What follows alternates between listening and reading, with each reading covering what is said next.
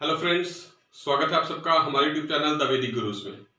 आज वैदिक गुरुज क्लास 11 के बच्चों के लिए सेकंड चैप्टर एनसीईआरटी बुक का रिलेशंस एंड फंक्शंस की मिसलेनियस एक्सरसाइज हम डिस्कस कर रहे थे, जिसके फर्स्ट 5 क्वेश्चंस का वीडियो हमने आपको पहले बता दिया था, जो ऊपर आपको आई का बटन दबाने से मिल जाएगा और नीचे डिस्क्रिप्शन बॉक्स में भी उसका लिंक होगा। आज हम शुरू करेंगे मिसलेनियस एक्सरसाइज के क्वेश्चन नंबर 6 ऑनवर्ड्स। अगर आपने हमारा चैनल द वैदिक गुरुज अभी तक YouTube से सब्सक्राइब नहीं किया है तो अभी सब्सक्राइब कर लें, वीडियो को पूरा देखें और लाइक जरूर करें।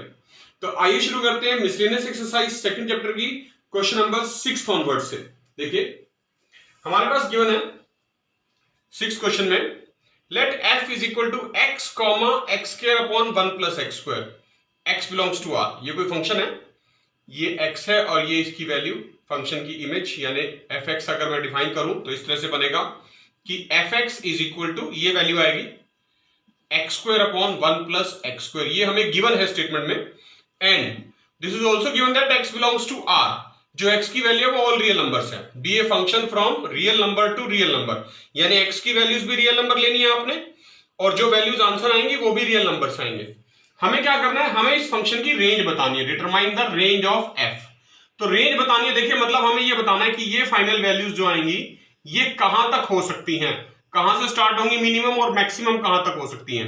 तो देखिए हमें गिवन है x बिलोंग्स टू r, तो आपको पता है एज वी नो दैट हमारा जो फंक्शन है उसका न्यूमरेटर स्क्वायर में है एक्स स्क्वायर, और स्क्वायर टर्म जो होती है वो हमेशा पॉजिटिव होती है, greater than equal to 0 for all x belongs to r, क्योंकि स्क्वायर जो नंबर है वो कभी भी नेगेटिव नहीं हो सकता। तो ग्रेटर देन लिख दिया हमने और 0 हो सकता है तो इक्वल टू 0।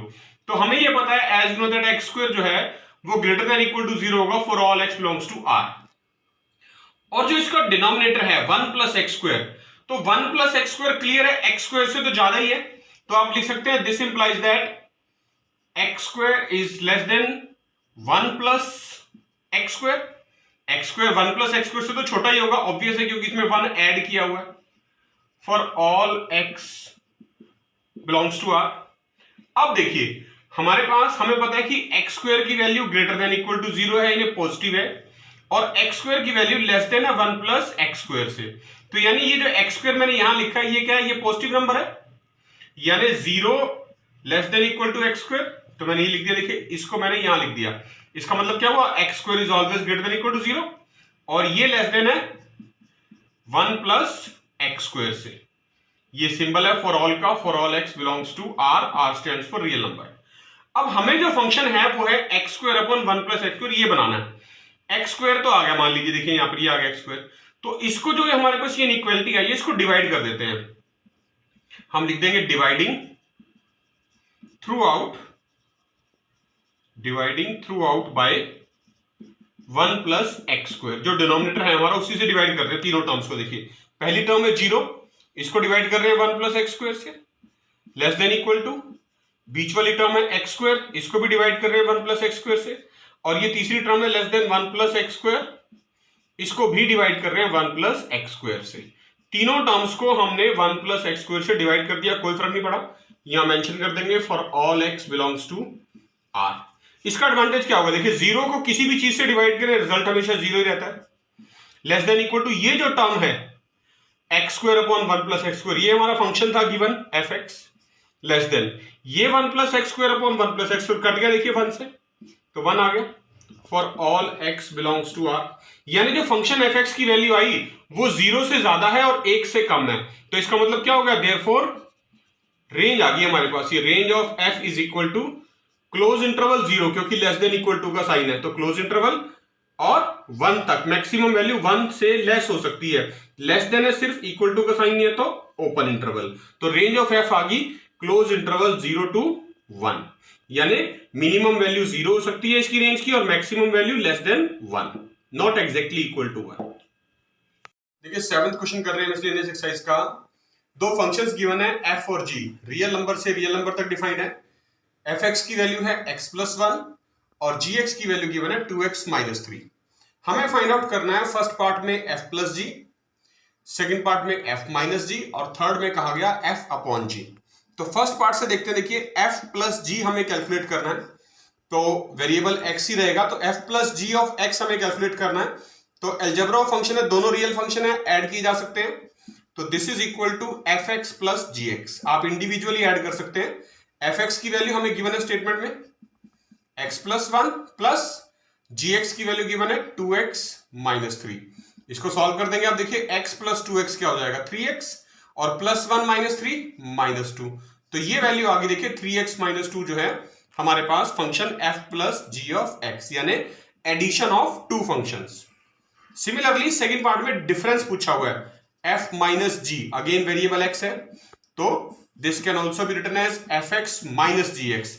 इस बार हमें डिफरेंस करना है दोनों फंक्शंस का, तो fx की वैल्यू वही पहले की तरह x plus 1 minus g x की वैल्यू 2x माइनस 3। आपको दोनों को सेपरेट करना है, x प्लस 1 माइनस साइन है बाहर, ब्रैकेट ओपन करेंगे साइन चेंज होगा, minus 2x plus 3, minus minus plus होता है। तो ये देखिए अब ये प्लस x और माइनस 2x, ये तो बन गया माइनस x और 3 प्लस 1 4।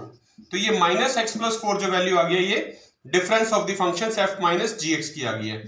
अब थर्ड पार्ट है, लास्ट पार्ट जो है वो डिवाइड का, f अपॉन g, यानी दोनों फंक्शंस को आपने डिवाइड करना, उनका कोशेंट फंक्शन निकालना है। तो this can also be written as individually fx upon gx। इसमें कंडीशन रहती है, हमेशा याद रखना है कि कोशेंट फंक्शन कोई भी तभी वेल डिफाइंड होता है जब उसका डिनोमिनेटर gx जो भी हो वो that is not equal to 0 है। तो fx की वैल्यू देखिए लिख देंगे हम x प्लस 1 और gx की वैल्यू लिख देंगे simple 2x minus 3 such that gx की वैल्यू ने 2x minus 3 is not equal to 0। तो इसका मतलब है this function is well defined, x plus 1 upon 2x minus 3 is well defined for all values of x which is not equal to, यहां से x की value निकाल लेंगे हम 3 अपॉन 2, मतलब x की वैल्यू 3 अपॉन 2 नहीं हो सकती, 3 अपॉन 2 को छोड़ के कोई भी वैल्यू लेंगे आप रियल नंबर फंक्शन की x के अंदर, तो फंक्शन वेल डिफाइंड होगा। Now let's take question number 8. We have given f is equal to 1 1 2 3 0 minus 1 minus 1 3। ये कुछ वैल्यूज दे रखी है फंक्शन की हमारे पास, इससे एक फंक्शन डिफाइन किया गया है z टू z, मतलब इंटीजर से वैल्यू से इंटीजर वैल्यूज तक। फंक्शन दिया हुआ है fx is equal to ax plus b, यानी a और b जो हैं इस बार वो कोई इंटीजर्स हैं, for some integers a and b। Determine the values of a and b, हमें a और b की वैल्यूज बतानी है और इस कंडीशन को सेटिस्फाई करता है, जो एलिमेंट्स हैं इस फंक्शन की कंडीशन को सेटिस्फाई भी करते हैं, मतलब ये x की वैल्यू है और ये हमारे पास जो भी वैल्यू निकल के आएगी फंक्शन सॉल्व करने के बाद y की वैल्यू वो इसके इक्वल है। तो देखिए एक बार एक एक करके लेते हैं हम वैल्यूज। यहां पर मान लीजिए सबसे पहले मैं ये वैल्यू ले लेता हूं 0 माइनस 1, तो अगर हम यहां लिख लें 0 माइनस 1 के लिए फॉर 0 माइनस 1, यानी x तो 0 हो जाएगा और यहां पर उसकी वैल्यू आ जाएगी, ये fx की वैल्यू आ जाएगी आपके पास। तो हम देखिए इस फंक्शन में पुट कर रहे हैं f0, x के प्लेस पे 0 रख रहा हूं, f0 is equal to a into 0 plus b। अब f0 की वैल्यू क्या है, fx की वैल्यू वो दे रखी है -1, यानी -1 is equal to a multiply 0 0 plus b। तो यहां से देखिए b प्लस 0 b हो गया और b की वैल्यू क्या आ गई -1। तो b की वैल्यू तो हमें पता चल गया भाई -1 आ गई, अब सिर्फ a की वैल्यू और कैलकुलेट करनी है। तो इनमें से कोई भी एक पॉइंट ले सकते हैं हम, मान लीजिए फर्स्ट ही ले लेते हैं हम फॉर 1 1।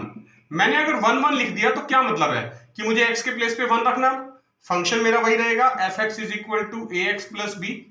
तो आप पुट कर देंगे यहां पर put x is equal to 1, यानी जब मैं x के प्लेस पे 1 रखूंगा तो f1 is equal to a into 1 plus b, और f1 की वैल्यू क्या होगी, ये वैल्यू सेम 1, तो 1 is equal to a multiply 1 a ही हो गया प्लस b, और b की वैल्यू हमने अभी कैलकुलेट करी है -1, यहां पुट कर देंगे 1 is equal to a plus b के प्लेस पे मैंने लिख दिया -1, यानी b की वैल्यू तो ये हो जाएगा 1 is equal to a plus minus minus -1 इधर आके प्लस का हो जाएगा 1 plus 1 is equal to a, तो a की वैल्यू आ गई 2। तो देखिए a और b की वैल्यूज हमने कैलकुलेट कर दी, जो हमें कहा गया था a 2 और b -1।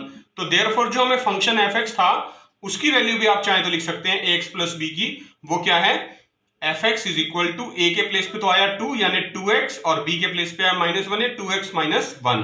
तो ये हमारे पास फंक्शन भी हमने कैलकुलेट कर दिया fx की वैल्यू, और a और b तो हमारे पास आ ही गए हैं। Now let's discuss question number 9। देखिए लिखा है let r be a relation, अब रिलेशन की बात कर रहा है, from natural number to natural number defined by r is equal to, आपको पता है रिलेशन के जो एलिमेंट होते हैं ऑर्डर पेयर की फॉर्म में होते हैं, a, b belongs to N natural number, और ये कंडीशन दे रखी है a is equal to b square, यानी जो ए और बी एलिमेंट्स हैं रिलेशन आर के, वो इस कंडीशन को सेटिस्फाई करने चाहिए, a is equal to b square. तो उसने पूछा है आर द फॉलोइंग ट्रू, कि रिलेशन जो हमें गिवन है स्टेटमेंट में, इसके बेस पे हमें चेक करना है कि ये जो तीन कंडीशंस दे रखी हैं ये ट्रू हैं या फॉल्स हैं। पहली स्टेटमेंट से चेक करते हैं वन बाय वन। पहली स्टेटमेंट लिखी है A belongs to R for all A belongs to natural number. यानी अगर हम कोई भी ए नेचुरल नंबर कंसीडर करें तो क्या ordered pair a relation R, ये जो आर है ये रिलेशन को डिनोट करता है, इस रिलेशन आर का एलिमेंट बनेगा या नहीं बनेगा, ये चेक करके बताना है। तो लेट कर लेते हैं, देखिए हम a is equal to 2, natural number है 2। अब हमें चेक करना है a यानी 2 बिलोंग्स टू r, ये हमें चेक करना है। दिस इज टू चेक कि क्या ये 2 जो है रिलेशन आर में सेटिस्फाई करता है नहीं। और रिलेशन आर की कंडीशन क्या है, रिलेशन आर की कंडीशन है a is equal to b square, यानी पहला एलिमेंट दूसरे का स्क्वायर होना चाहिए। तो देखिए अकॉर्डिंग टू गिवन कंडीशन आप लिख देंगे यहां पर, according to given condition, condition क्या है हमारे पास, कंडीशन है a is equal to b square, यानी हमारे पास तो a भी 2 है और b भी 2 है। तो देखिए क्या 2 इज इक्वल टू 2 स्क्वायर होता है, यानी 2 इज इक्वल टू 4, लिख देंगे नॉट पॉसिबल, ये पॉसिबल नहीं है जी। क्यों, क्योंकि 2 और 4 कभी भी इक्वल नहीं हो सकते। देयरफॉर ये जो स्टेटमेंट है 2 does not belong to R, यानी ए जो है ये कह रहा है belongs to R, is a false statement. This is not true, this is a false statement. हमने एक एग्जांपल की हेल्प से ये प्रूव करके दिखा दिया कि ये स्टेटमेंट गलत है। अब दूसरे पार्ट में फिर से दूसरी स्टेटमेंट कह रहा है a b belongs to R, ये तो मान के चलना है, ये गिवन है, मतलब हमें 2 नेचुरल नंबर ऐसे लेने हैं जो इस कंडीशन को सेटिस्फाई करें। Implies b a belongs to R, कि अगर ए बी रिलेशन आर का एलिमेंट है तो अगर हम इनकी पोजीशन बदल दें, यानी बी को पहले लिख दें और ए को बाद में, बी ए बन जाएगा, तो क्या वो भी रिलेशन आर का एलिमेंट होगा। तो देखिए चेक करते हैं, यहां लिख रहा हूं, लेट सबसे पहले आर लिख लेते हैं। रिलेशन आर क्या है हमारे पास, रिलेशन आर है a b belongs to N and condition क्या है a is equal to b square. ये सेटिस्फाई होनी बहुत जरूरी है कंडीशन, इसी के बेसिस पे डिसाइड होगा। तो लेट कर लेते हैं, हम a को ले लेते हैं 9 और b को ले लेते हैं 3। a इज इक्वल टू 9 मान लिया मैंने और b इज इक्वल टू 3, तो उससे हमारे पास पहला एलिमेंट आ गया 9 3। तो हमारी जो कंडीशन है सेंटेंस की वो क्या है, मैं लिख लेता हूं टू चेक। जो हमें चेक करने के लिए कहा गया वो है कि if a b belongs to R implies b a belongs to R, ये चेक करना है। ए और बी नेचुरल नंबर होने चाहिए, तो ए और बी हमने 9 और 3 नेचुरल नंबर लेने, मतलब ये तो है ही है, ये तो सेटिस्फाई करेगा ही करेगा। जो नेचुरल नंबर आपने ए और बी सपोज किए हैं वो इस तरह से सपोज करने हैं वो इसको सेटिस्फाई करें। अब देखिए प्लेस पे रख के देखिए, ए के प्लेस पे 9 रख दिया मैंने और बी के प्लेस पे 3 बिलोंग्स टू आर है। क्यों है, बिकॉज जो कंडीशन थी a is equal to b square यानी 9 इज इक्वल टू 3 स्क्वायर, ये उसको सेटिस्फाई कर रहा है, 9 इज इक्वल टू 9। अब इंप्लाइज इनकी जगह बदल दो, यानी 3 को ले आओ x कोऑर्डिनेट पे और 9 को ले जाओ y कोऑर्डिनेट पे, तो बन जाएगा 3 9। अब क्या 3 9 इस कंडीशन को सेटिस्फाई करेगा, 3 9 does not belong to R. क्यों, रीजन दे देंगे, because a is not equal to b square, क्योंकि a तो है अब 3 is not equal to 9 square, 3 कभी भी 9 स्क्वायर के इक्वल नहीं हो सकता, यानी 3 इज नॉट इक्वल टू 81। तो इसका मतलब क्या हो गया, जो सेकंड स्टेटमेंट है वो भी क्या आ गई, फॉल्स स्टेटमेंट, मतलब दूसरी कंडीशन भी ट्रू नहीं है। अब बात करते हैं थर्ड स्टेटमेंट की। थर्ड स्टेटमेंट है जो लिखी है हमें गिवन स्टेटमेंट में, वो है कि if a b belongs to R, b c belongs to R implies a c belongs to R, यानी 3 नंबर लेने हैं हम नेचुरल नंबर ए बी और सी, इस तरह से लेने हैं कि a b belongs to R ये कंडीशन सेटिस्फाई हो, b c belongs to R ये भी कंडीशन सेटिस्फाई हो। तो देखिए लेट कर लेते हैं, ए को मैं मान लेता हूं 16, बी को मान लेता हूं 4 और सी को मान लेता हूं 2। ठीक है, तो देखिए पहली कंडीशन ए बी यानी 16 4 बिलोंग्स टू आर। क्यों, बिकॉज कंडीशन सेटिस्फाई हो रही है। क्या थी condition, a is equal to b square, तो a तो 16 है और b 4 है, यानी 16 इज इक्वल टू 4 स्क्वायर, बिल्कुल ठीक है। एंड दूसरा हमने लिया bc, bc वो कह रहा है, तो b है 4 C है 2, this is also belongs to R, क्योंकि ये भी कंडीशन सेटिस्फाई कर रहा है, 4 जो है वो 2 स्क्वायर के इक्वल होता है। इंप्लाइज वो कह रहा है अब A था 16 और C है 2, A 16 है हमारे पास और C की वैल्यू 2 है, और चेक करना है कि क्या AC बिलोंग्स टू R है।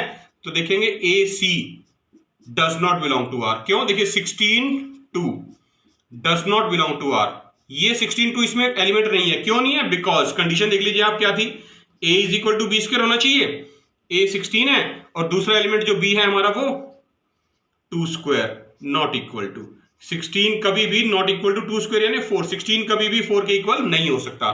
तो therefore third statement is also a false statement, यानी जो तीनों कंडीशन दे रखी थी हमें, वो तीनों की तीनों कंडीशन हमारे गिवन रिलेशन की कंडीशन को सेटिस्फाई नहीं करती, इसलिए तीनों स्टेटमेंट जो है वो फॉल्स स्टेटमेंट है। देखिए 10th क्वेश्चन कर रहे हैं मिसलेनियस एक्सरसाइज का। हमारे पास दो सेट गिवन है ए और बी। सेट ए के एलिमेंट है 1 2 3 4 और सेट बी के एलिमेंट है 1 5 9 11 15 और 16।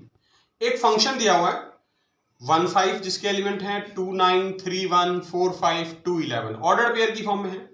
हमें चेक करना है are the following statement true. पहली स्टेटमेंट है कि क्या f is a relation from A to B, कि जो हमें एफ दिया हुआ है क्या ये रिलेशन है ए से बी तक।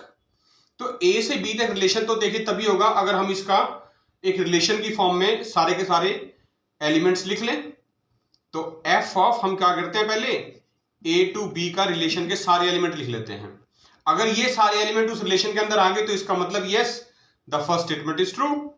तो क्या एलिमेंट आएंगे, देखिए 1 की पेयरिंग करेंगे, पहले ए से बी तक जाना है तो 1 की पेयरिंग पहले 1 के साथ, फिर 5 के, फिर 9 के, फिर 11, फिर 15 और 16, सबके साथ पेयर बनेगा ऑर्डर पेयर।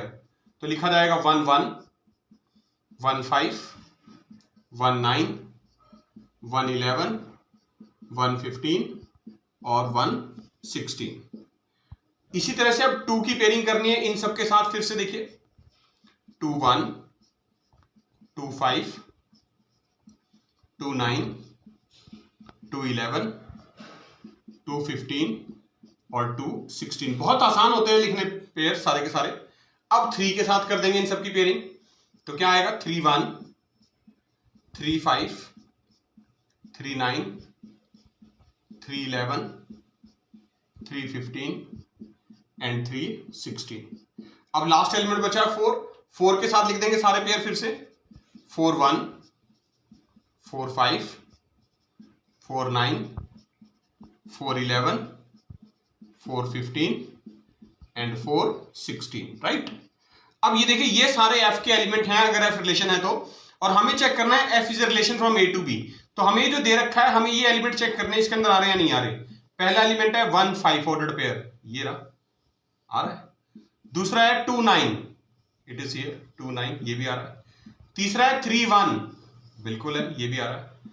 नेक्स्ट है 4 5, ये भी आ रहा है। नेक्स्ट है 2 11, ये रहा 2 11, ये भी आ रहा है। तो सारे के सारे एलिमेंट आ रहे हैं 1 2 3 4 5, तो 1 2 3 4 5। तो आप लिख देंगे as f is a subset of relation f A to B.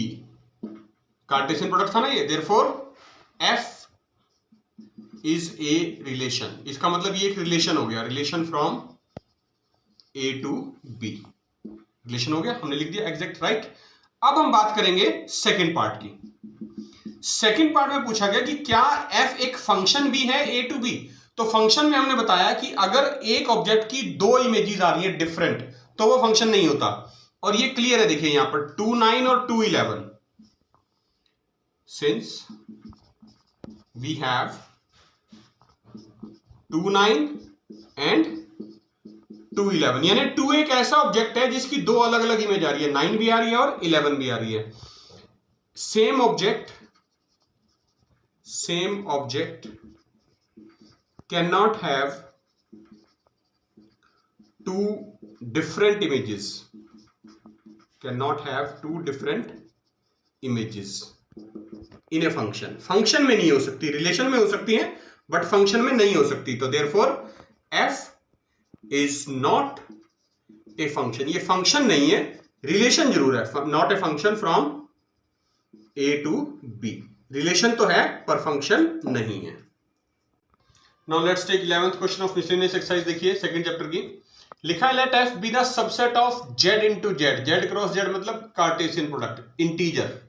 Z का मतलब क्या है यहां पर, integers. Defined by f is equal to a B, A multiply B और कॉमा ए प्लस बी, यानी ये एक्स कोऑर्डिनेट है, ए और बी का प्रोडक्ट दो इंटीजर का, और जो y की वैल्यू है वो उन दोनों का सम है। A b belongs to Z. हमें चेक करना है is f a function from Z to Z. देखिए किसी भी रिलेशन को ये चेक करना हो कि वो फंक्शन है या नहीं, बहुत आसान होता है। एक ऑब्जेक्ट की अगर एक से ज्यादा डिफरेंट इमेज आ रही है, दो डिफरेंट इमेज आ रही है, तो इसका मतलब वो फंक्शन नहीं है। तो हमें सिर्फ यही चेक करना है।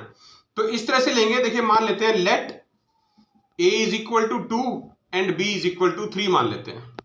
तो फंक्शन क्या बनेगा, देखिए f इज इक्वल टू, बहुत सिंपल है, f is equal to a के प्लेस पे 2 रखना है, b के प्लेस पे 3, यानी दोनों को मल्टीप्लाई करना है, 2 मल्टीप्लाई 3, राइट, कॉमा, फिर लिखा है दोनों का सम, प्लस करके लिखना है, यानी 2 प्लस 3।